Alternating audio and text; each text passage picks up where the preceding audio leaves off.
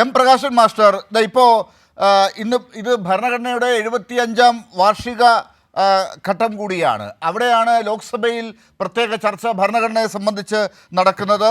രാജ്യസഭയിലും അതിൻ്റെ പ്രതികരണങ്ങളൊക്കെ ഉണ്ടാകേണ്ടതുമാണ്. പക്ഷേ എന്താണ് രാജ്യത്ത് ചർച്ച ചെയ്യുന്നത്? രാജ്യത്തിന് വേണ്ട കാര്യങ്ങൾ ഈ സഭകളിൽ ഉന്നയിക്കാൻ പാർട്ടികൾക്ക് കഴിയുന്ന സാഹചര്യമില്ല. രാജ്യത്തെ വിവിധ ഫെഡറൽ യൂണിറ്റുകൾക്ക്, സംസ്ഥാനങ്ങൾക്ക് വേണ്ട കാര്യങ്ങൾ അതേ അർത്ഥത്തിൽ വിതരണം ചെയ്യപ്പെടുന്നില്ല. ഇതൊക്കെ പരാതികൾ അവിടെ നിൽക്കുമ്പോൾ ഈ കാര്യങ്ങൾ ഉന്നയിക്കേണ്ട സ്ഥലത്ത് അത് അവരുടെ ശബ്ദം കേൾപ്പിക്കാൻ പോലും ആഗ്രഹിക്കുന്നില്ല ഭരിക്കുന്നവർ എന്ന് ഉള്ളതിനെ എങ്ങനെ കാണണം?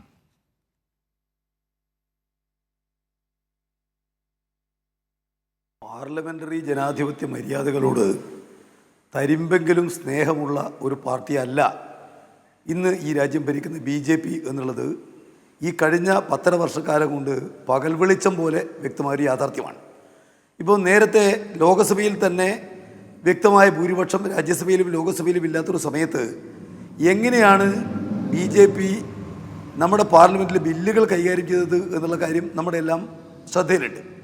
രാജ്യസഭയിലേക്ക് ബില്ലുകൾ പോകാതിരിക്കുന്നതിന് വേണ്ടി അതിനുള്ള ഒരു പഴുത്, ഏത് ബില്ല് ഫിനാൻസ് ബില്ലാണ് എന്ന് പ്രഖ്യാപിച്ച് ലോകസഭയിൽ മാത്രമായിട്ട് ബില്ലുകൾ പാസ്സാക്കി എടുക്കുക എന്നുള്ള ജനാധിപത്യ ഭരണക്രമത്തിൽ ഒരു കാരണവശാലും പാർലമെൻ്ററി വ്യവസ്ഥയിൽ അംഗീകരിക്കാൻ പാടില്ലാത്ത ഒരു നിലപാട് സ്വീകരിച്ച പാർട്ടിയാണ് BJP.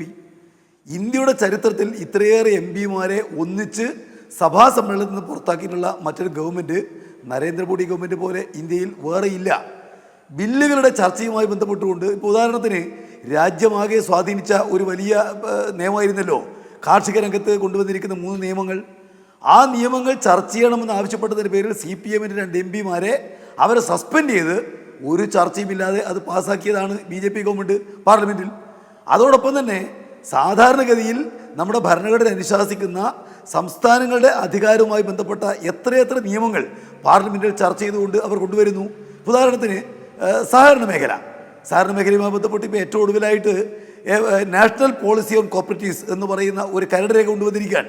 നമുക്കെല്ലാം അറിയാം, ഈ പറയുന്ന കോർപ്പറേഷൻ എന്ന് പറയുന്നത് സ്റ്റേറ്റ് ലിസ്റ്റിൽപ്പെട്ടതാണ്. കൺകറന്റ് ലിസ്റ്റിൽ പോലും അതില്ല. പക്ഷെ അതുമായി ബന്ധപ്പെട്ട കാര്യങ്ങൾ ചർച്ച ചെയ്യുന്നത് കേന്ദ്ര ഗവൺമെൻറ്റാണ്.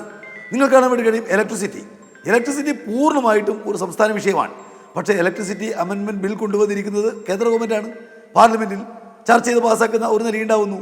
അപ്പോൾ പാർലമെൻ്ററി മര്യാദകളെ ഒരു കാരണവശാലും പാലിക്കാത്ത തങ്ങളുടെ ഓട്ടോക്രാറ്റിക് ആയിട്ടുള്ള പോളിസി അത് ഈ രാജ്യത്തിന് മേലെ അടിച്ചേൽപ്പിക്കാനുള്ള എല്ലാ മാർഗങ്ങളും BJPയുടെ ഗവൺമെൻറ് ഈ 10 കൊല്ലക്കാലം കൊണ്ട് സ്വീകരിക്കുകയാണ്.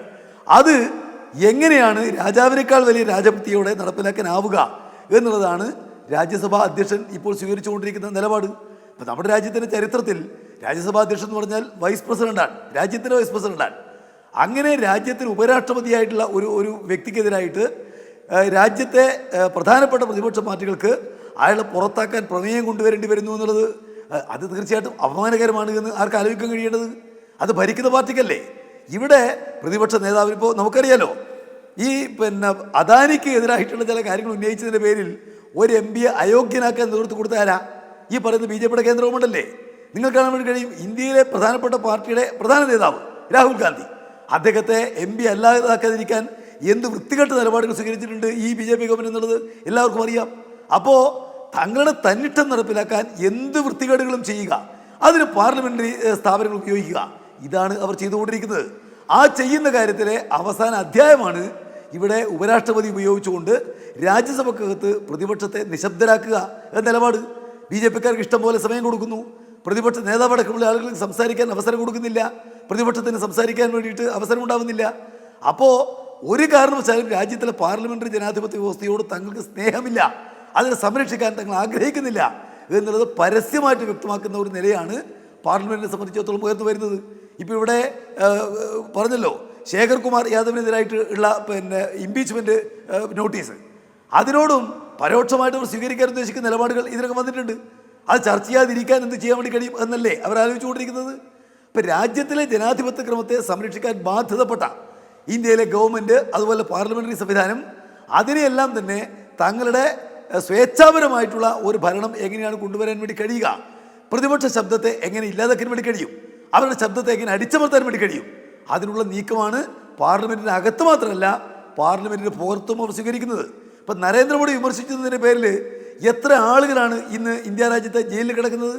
നിങ്ങൾക്കറിയാമല്ലോ, ഇവിടെ ഒരു മതപുരോഹിതനെ ഉൾപ്പെടെ ജയിലിൽ കൊണ്ടുപോയിട്ട് കൊന്നത് ഈ ഇന്ത്യ രാജ്യം കണ്ടിട്ടുള്ളതാണ്. ഇവിടെ നമ്മുടെ നാടിൻ്റെ ശബ്ദമായിട്ട് ഫോർത്ത് എസ്റ്റേറ്റ് എന്നെല്ലാം വിളിക്കുന്ന രാജ്യത്തിലെ മാധ്യമങ്ങളെ തങ്ങളുടെ പരിധിയിൽപ്പെടുത്താൻ എന്ത് ജനാധിപത്യ വിരുദ്ധ മാർഗങ്ങൾ സ്വീകരിക്കുന്നു എന്നുള്ളത് നമ്മൾ കാണുകയാണല്ലോ.